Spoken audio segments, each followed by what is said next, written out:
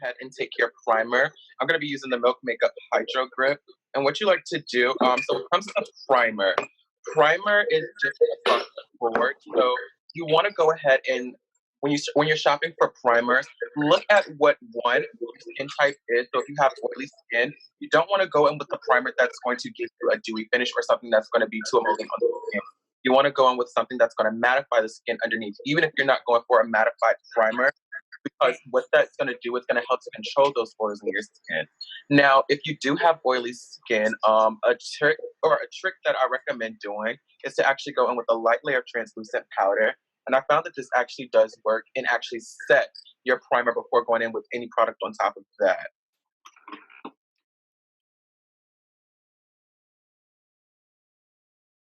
I'm actually mixing two right now. These have been my favorite combinations as of lately. This is the Fenty Beauty Pro Filter Soft Matte and the NARS Natural Radiant Longwear. Yep, I see you, Skylar. Okay, for the Fenty though, okay. No, I used to actually hate the Fenty Beauty foundation. I got matte. But as of lately, look, I have been loving a matte finish. Oh, you got what is it, NARS? Yeah, that's Okay. Yes, come on, shout out to the Fenty Beauty Quarrels. I use their primer though. Okay. Yeah. I need to get like y'all. Maybe I might beat my face, but this is the first time. Listen, the same thing that applies to primers and just makeup as a whole applies to your foundation as well. If you have oily skin, you don't want to go in with a foundation that's going to leave your skin looking oily. You want to go in with a matte foundation and vice versa. If you have pretty dry skin, you want to go in with a foundation that's going to leave your skin looking a little bit more dewy. So to apply my foundation, what kind of I'm trying to decide on what kind of coverage I'm going for.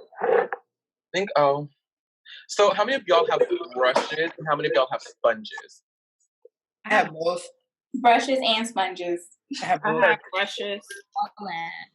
I have like disposable ones.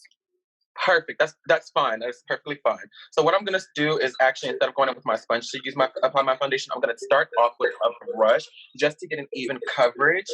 So I'm gonna take my brush, and the brush that I like to use is actually the 125 brush from MAC, and this is just because it gives it a nice airbrush finish, but it's also kind of sort of like a paint brush, if you will. I'm just gonna dip into that little concoction that I made, and you want to start off with a little bit of layer and just disperse it all over your face. You don't have to worry about putting it in the places that you're going to apply concealer and things like that, just because you're going to get your coverage from your concealer naturally. And if you're like me and you have discoloration, or if your face is a little bit darker and or lighter in your neck, go ahead and blend that downward.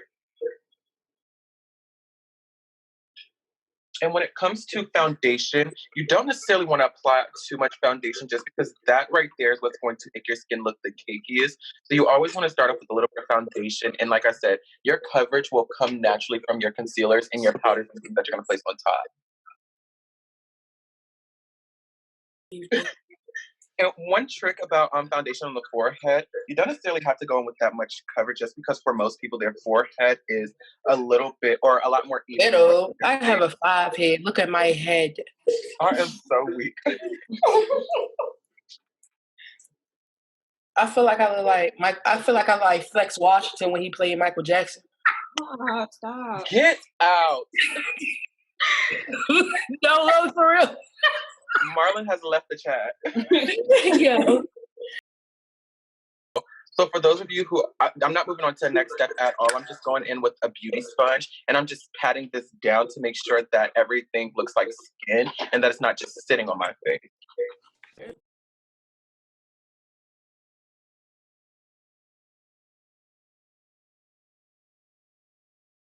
So next up is to actually go in with concealer. So I'm going to be taking concealers that are not necessarily too light at all. These are actually maybe a shade or two up.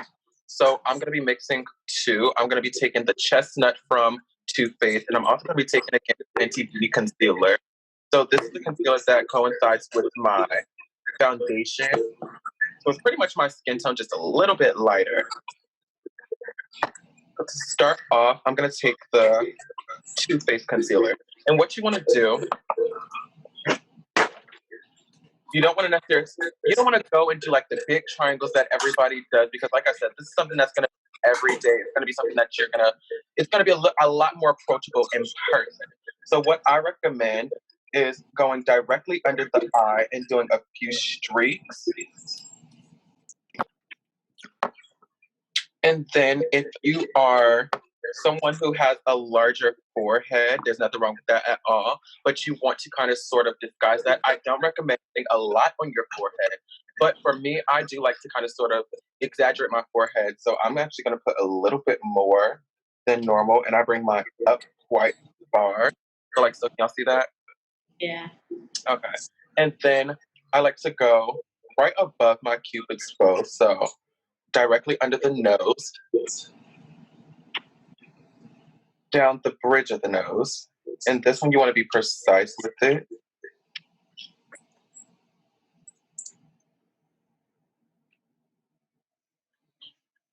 And then I'll do a little bit on the chin.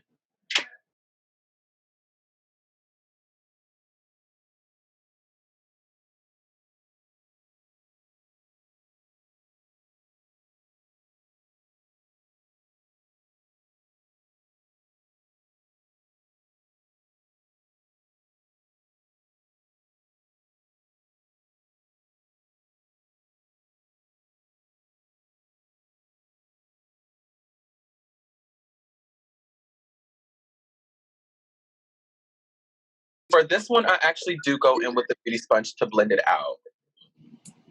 So I like to start off with my chin, bring that up to my underlip.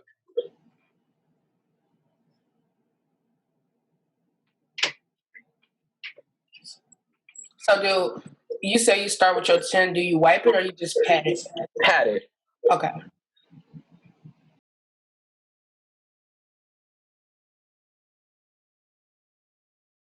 Listen.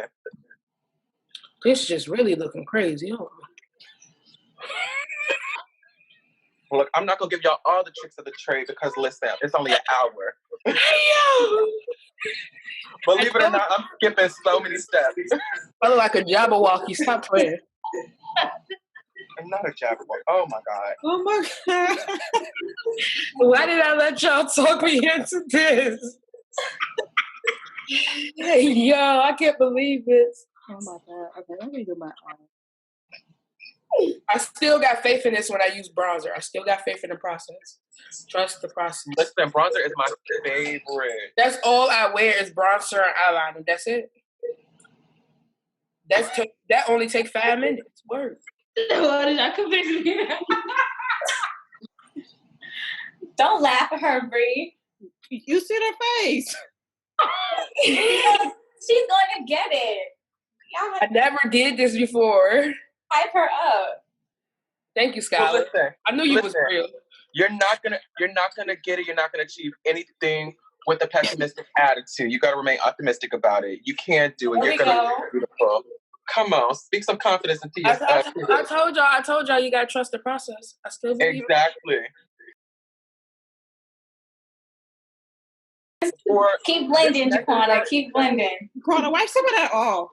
This is actually optional, so y'all can do this. Y'all don't have to. But I like to go in with a brighter under eye, so I'm just gonna take a little bit of a bright concealer.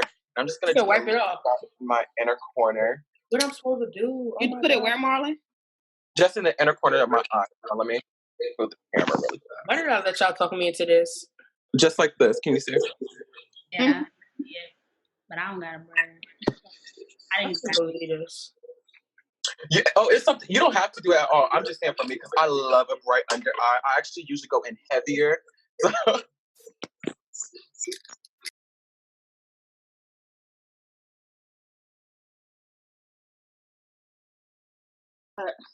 So I'm gonna take a translucent powder. I like to take a translucent powder to that under my eyes. So you use banana powder?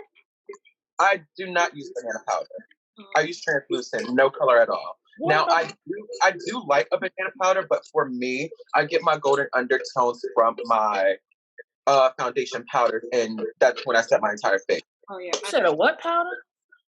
It's like a yellow looking powder. Translucent, so it'll be like. Oh come on, Lormer, girl, that's my favorite. But I'm running low on her, so I got to sit her down until they reopen them all back up. So I'm gonna be using. I'm gonna be using Anastasia's. It's a very finely milled powder. It's very soft. I had that one. It's really, really good. So when it comes to setting under the eyes, I take a layer and I just push it into the skin until the powder. And I like to work in sections to make sure that one area is not drier or more mattified than the other.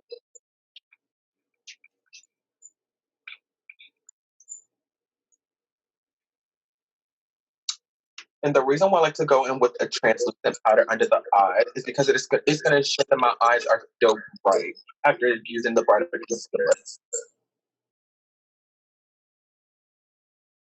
And another tip that I'm going to advise, if y'all have a handheld mirror or mirror of any sort, when you set your under eyes, you want to make sure that you're looking up so that you're not setting any creases, that it's not settling into any fine lines. This is going to extend the skin so that once you look back down, it's going to look smooth.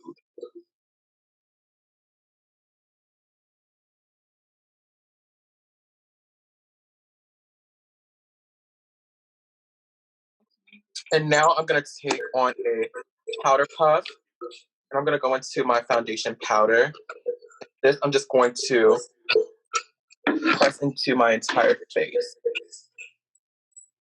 Oh, I feel optimistic now. It's getting better. See, what I tell you. Only I person who believed in me was Scott and Bronzemarley. Yeah. And then Yeah. let's show y'all. See, I'm gonna do something like that, Marlon, but I'll do it with a brush. So you don't I'm weak at it. Oh, yes. You can do it with the brush as well. A brush is going to give you a lot more of a natural look. I like to go in with the puff because the puff. Sorry, y'all. Because I can see everybody now. That's so weird. But the puff is going to give you more coverage. That's why I like to use it because, like with the sponge, it's pushing it into the skin and not sweeping it over the skin.